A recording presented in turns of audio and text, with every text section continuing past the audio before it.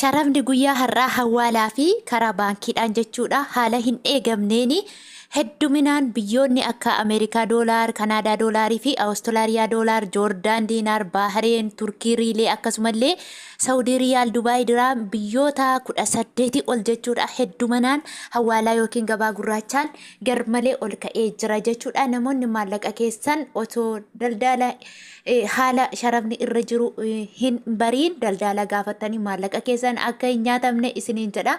Tokkoon isaa viidiyoo isinii ejjedheen jira. Viidiyoo daqiiqaa 10 waan ta'u biyyoota barbaadan keessatti argachuu dandeessu. Piroofaayilii gadi tuquun kallattumaan gara maraa oltuub uftanii daawwachuu yookiin immoo maraa oltuub jettanii yoo sarchi gootan sinii ba'a.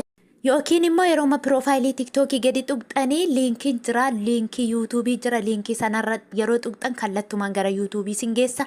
Biyya barbaadan irraa dhaggeeffattanii itti fayyadamuu dandeessu siniin jedha. Yaada qabdan qeeqa qabdan barreessa.